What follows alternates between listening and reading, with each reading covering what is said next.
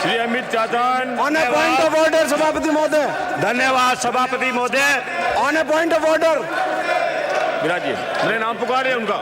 On ए विराजिए, नाम पुकारे मैंने उनका। धन्यवाद सभापति महोदय। आपने मुझे मांग संख्या 24 उच्च शिक्षा और खेल पे बोलने का अवसर दिया। माननीय सभापति महोदय, कांग्रेस सरकार जब से सत्ता में आई, उन्होंने देश को आगे ले जाने के लिए, उच्च शिक्षा को बढ़ावा देने के लिए, शिक्षा को बढ़ावा देने के लिए सदैव कार्य किया। बाबा भीमराव अम्बेडकर जी ने कहा था कि शिक्षा वो शेरनी का दूध है जो जितना पिएगा उतना धाड़ेगा। शिक्षा के माध्यम से प्रत्येक व्यक्ति बड़ी से बड़ी लड़ाई लड़ सकता है और जीत सकता है। कांग्रेस सरकार ने शिक्षा के लिए, हमारे लोकप्रिय मुख्यमंत्री जी ने जब जब भी सत्ता में आए, अनेक ऐसे कार्य किए जिससे कि युवाओं का हौसला बढ़ा। इस बार भी उन्होंने 88 नए कॉलेज खोलने की घोषणाएं की। हमारी बहनें उच्च शिक्षा ग्रहण कर सके, इसके लिए कन्या महाविद्यालय खोलने की भी घोषणा की। और उनके साथ जो हमारे 4 साथी कोरोना काल की वजह से हमें छोड़कर चले गए थे, उन चारों साथियों के नाम पे कन्या महाविद्यालय खोलने की घोषणा की। क्योंकि माननीय मुख्यमंत्री जी सदैव पक्ष और विपक्ष को एक समान मानते हुए, 200 विधानसभा को समानता से देखते हुए, 7 करोड़ जनता को अपना मानते हुए सदैव उनका यही प्रयास रहा कि पूरे राजस्थान को आगे ले जाया जाए।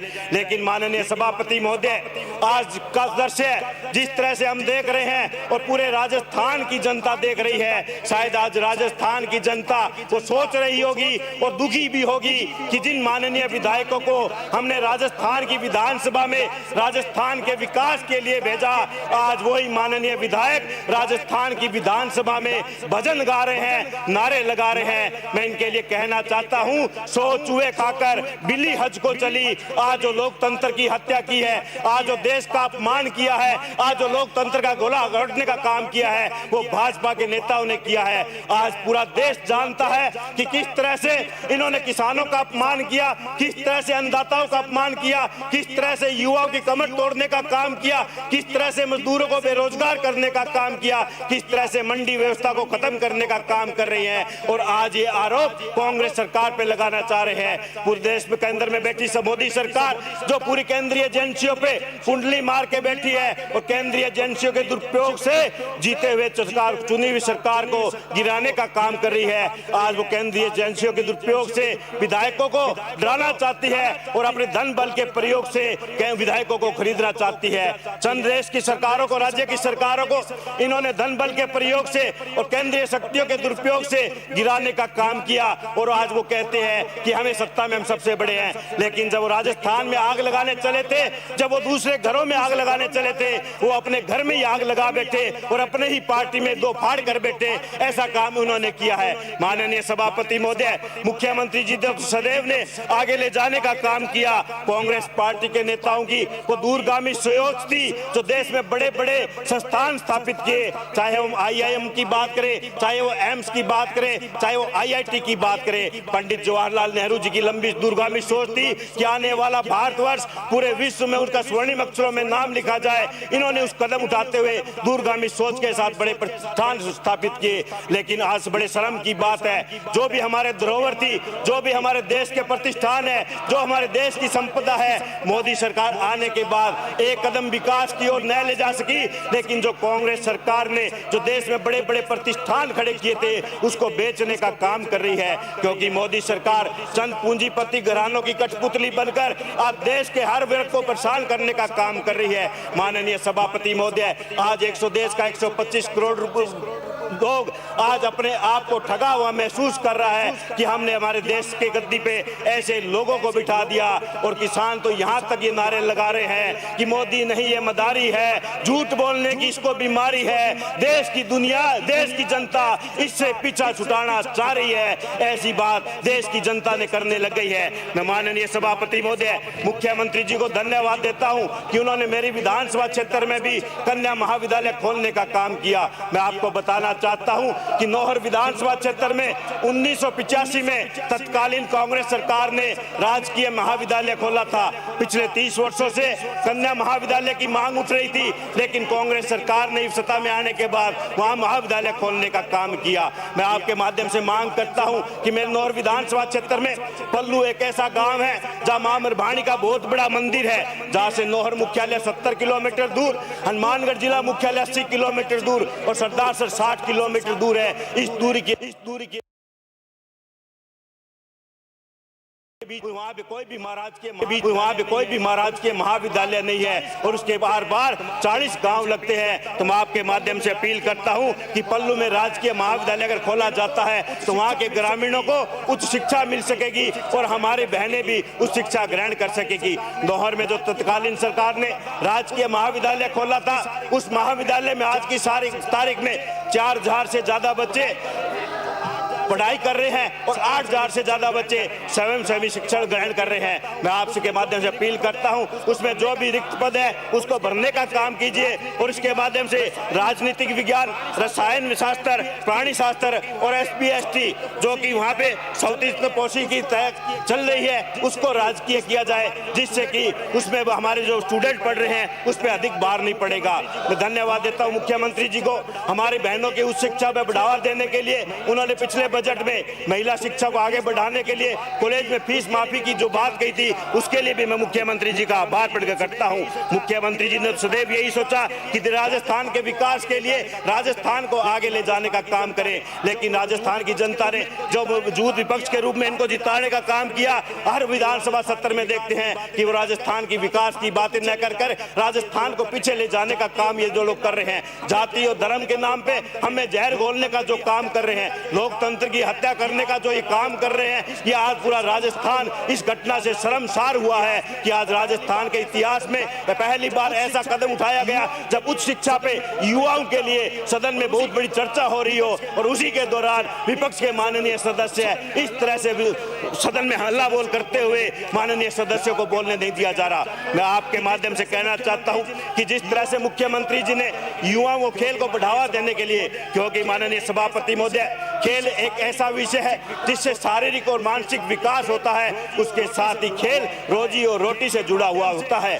खेल के माध्यम से सैकड़ों हजारों लोग सरकारी नौकरियां प्राप्त करते हैं, प्राइवेट कंपनियों भी नौकरियां प्राप्त करते हैं। मैं धन्यवाद देता हूं मुख्यमंत्री जी को कि उन्होंने बजट घोषणा में चाहे ओलंपिक हो चाहे एशियन गेम्स हो, जो विजेता खिलाड़ी होते हैं इसकी इनामी राशि बढ़ाने का जो काम किया, और हाल ही के बजट में प्रत्येक ब्लॉक पे जो ध्यानचंद खेल स्टेडियम की जो स्कीम लेकर आए हैं, इससे युवा में आगे बढ़ने का अवसर प्रदान होगा।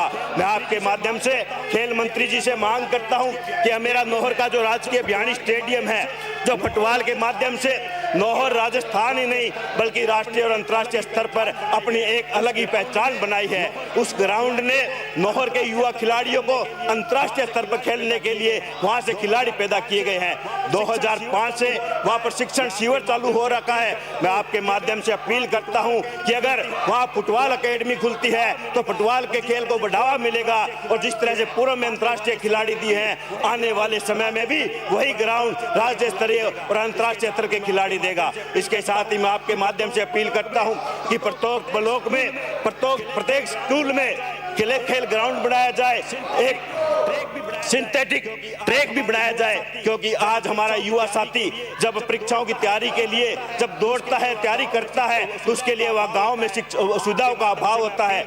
आपके माध्यम से मैं अपील करता हूं कि अगर सारी सुविधाएं, मूलभूत सुविधाएं हमारे युवा साथियों को मिलेगी तो युवा साथी आगे बढ़कर अपने परिवार का, समाज का और क्षेत्र का, राजस्थान का नाम आगे बढ़ाने का काम करेंगे। मैं आपके माध्यम से और इस सदन के माध्यम से हमारे लोकप्रिय मुख्यमंत्री जी, उच्च शिक्षा मंत्री जी और हमारे युवा साथी खेल मंत्री जी को बहुत बहुत बधाई और शुभकामनाएं देना चाहता हूं कि जिस तरह से उन्होंने मेहनत करके पिछले 2 वर्षों से लगातार युवा शिक्षा में, खेल में जो नवाचार करते आ रहे हैं, मैं मानता हूं कि आने वाले समय में एक युवाओं को आगे बढ़ने का अवसर मिलेगा। हमारे प्रधानमंत्री मोदी जी ने तो 2 करोड़ युवाओं को रोजगार का सपना दिखाकर उनकी जो कमर तोड़ने का काम किया था, उसके उज्जवल भविष्य को अंधकार में ले जाने का काम किया। वहीं दूसरी तरफ हमारे लोकप्रिय मुख्यमंत्री जी उस युवाओं को आगे बढ़ाने बढ़ाने का काम करेंगे और उस युवाओं को रोजगार देने का काम करेंगे। आज हमारे मोदी जी और के कथनी और करनी में फर्क हम सब ने देखा है, पूरे देश की जनता ने देखा कि उन्होंने चुनाव के समय जो जो वादे, जो जो घोषणाएं की थी, चाहे वो 15 लाख रुपए की बात हो, चाहे वो 2 करोड़ युवाओं को रोजगार देने की बात हो, चाहे वो किसानों के फसल दोगुने करने की बात हो, चाहे वो देश को आगे ले जाने की बात हो, लेकिन इस 6 वर्ष के कार्यकाल में उन्होंने चंद पूंजीपति घरानों को ही सिर्फ आगे बढ़ाने का काम किया। हम दो और हमारे दो की नीति पे काम करने का काम किया। आज जो पूरे देश का किसान दिल्ली की राजधानी को घेरे हुए है, मैं आपके माध्यम से कहना चाहता हूं, ये जो बिल का ड्राफ्टिंग बना, ये केंद्र सरकार के अधिकारियों के चैम्बर में न बनकर उन बड़े पूंजीपति अधिकारियों, उद्योगपतियों के निवास पे ये ड्राफ्टिंग हुई और बिल आने से पहले ही उन चंद पूंजीपति घरानों ने बड़े बड़े गोदाम बनवा लिए थे, जिससे कि जो केंद्र सरकार ने स्टॉक सीमा को समाप्त किया था, वो चाहते थे कि हम गरीब किसानों से अनाज इकट्ठा करके उन गोदामों में भरे, और जब जो देश को जरूरत होगी, जब गरीब परिवारों को जरूरत होगी, जब मजदूरों को जरूरत होगी, तो उसी अनाज का 2 गुना 3 गुना दाम लेकर देश की कमर तोड़ने का वो काम करेंगे। क्योंकि मोदी सरकार ये चाहती है, देश को तोड़ना चाहती है, देश में बिखराव लाना चाहती है, देश में भाईचारे को खत्म करना चाहती है, देश के लोकतंत्र की हत्या करना चाहती है। आज जो ये नारा दे रहे हैं कि देश के लोकतंत्र के हत्यारों के शर्म करो, वो डूब मरो, तो मैं भी कहना चाहता हूं, अगर सबसे बड़ा देश का हत्यारा है, लोकतंत्र का हत्यारा है, अगर सबसे बड़े देश के लोकतंत्र को खत्म करने का काम किया है तो केंद्र में बैठी मोदी सरकार ने किया है, उसको डूब मरना चाहिए, उसको शर्म करना चाहिए। ये बात आप इस सदन में न उठाकर आप अगर बात ये लोकसभा में उठाएंगे, उनके कानों तक पहुंचाएंगे, तब ये बात आपकी सत्य होगी, तब उनको शर्म से डूब मरना चाहिए, शर्म से उनको दिखाना चाहिए। मैं आपके माध्यम से एक बार पुनः देश के विकास के लिए, राजस्थान के विकास के लिए जो गहलोत सरकार, कांग्रेस सरकार जो विकास के कार्य कर रही है, देश के उन्नति और तरक्की के लिए, राजस्थान की उन्नति और तरक्की के लिए जो कार्य कर रही है, मैं पूरे सदन के माध्यम से माननीय मुख्यमंत्री जी का आभार प्रकट करता हूं। आपने मुझे बोलने का मौका दिया, इसके लिए भी आपका आभार, धन्यवाद। जय जवान, जय किसान। श्री पद्माराम। सभापति महोदय 1 मिनट टाइम बढ़ाते हैं, कितना घंटा बढ़ाना है टाइम? आपने टाइम बढ़ाओ ना अभी। सभापति महोदय मैं प्रस्ताव करता हूं कि